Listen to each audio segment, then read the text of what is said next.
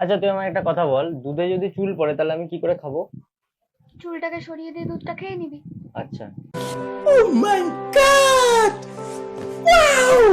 তারপর? मैं गिरा होया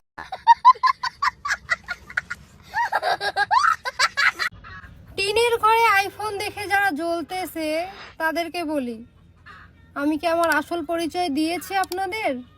কি আছে না আছে, কি কি মনে হয় দিয়েছি? और अभी तो रुको, क्लाइमैक्स अभी बाकी है। Video call 100, video call 500।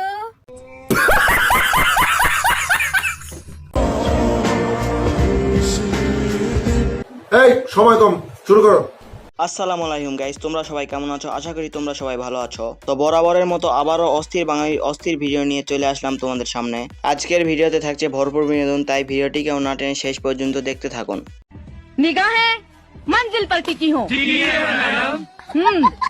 तो क्या नजर आ रहा है आप लोगों को? अपना फ्यूचर।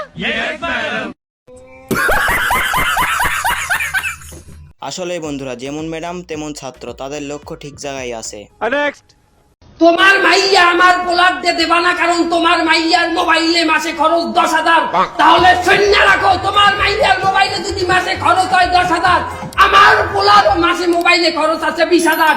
কারণ তোমার মাইয়া মিস কল দেয়, আমার পোলা ব্যাক করে। কথা ঠিক কিনা বলেন? আসলে হুজুর আজকে কথার মতো কথা বলেছে, কথাটি একদম বাস্তব। গার্লফ্রেন্ড ফোন দেয় এবং বয়ফ্রেন্ড ফোন ব্যাক করে। মোবাইল যার হাতে আছে সে জীবনে একদিন হইলেও একটা ল্যাংডা সিনেমা দেখছে। কথা ঠিক কিনা বলেন? কথা বলেন, কথা ঠিক কিনা? আমার ভাইয়ের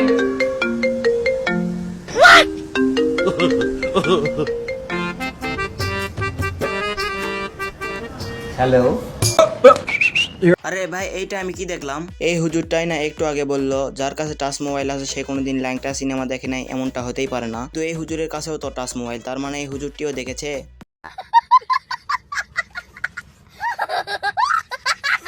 আচ্ছা তুই আমাকে একটা কথা বল, দুধে যদি চুল পড়ে তাহলে আমি কি করে খাবো? চুলটাকে সরিয়ে দিয়ে দুধটা খেয়ে নিবি। আচ্ছা, তারপর?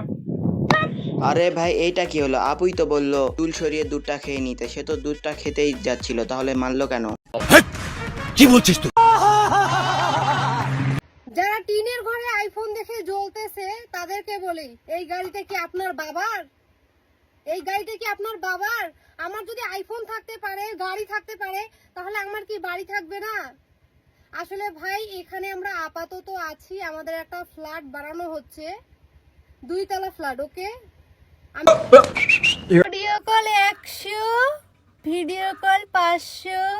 Video call 100, audio call 1000। তা বলি আপু, আইফোন গাড়ি ব্যারি তোমাদের থাকবে না তো আমাদের থাকবে?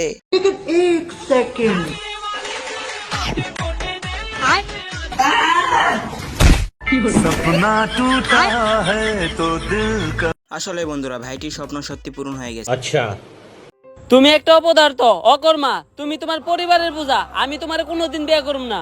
এটা তুমি কি কইতাছো? আমি সরকারি চাকরি করি, মাসে 25,000 টাকা বেতন পাই, আমার পুরো পরিবার চালাই। আমি কিভাবে আমার পরিবারের বোঝা হইলাম? তুমি কি হ্যামস্টারে ট্যাপ ট্যাপ করো? না। তাইলে তো তুমি তোমার পরিবারের বোঝাই। আসলে ঠিকই বলেছে, বর্তমানে দেশের যে অবস্থা তাতে এটা মনে হওয়াটাই স্বাভাবিক। তো আজকের ভিডিওটি এই পর্যন্ত। এই ভিডিওটি যদি আপনাদের কাছে ভালো লেগে থাকে তাহলে চ্যানেলটিকে সাবস্ক্রাইব করে দিবেন। দেখা হবে আবার কোনো নতুন ভিডিও নিয়ে। আল্লাহ হাফেজ।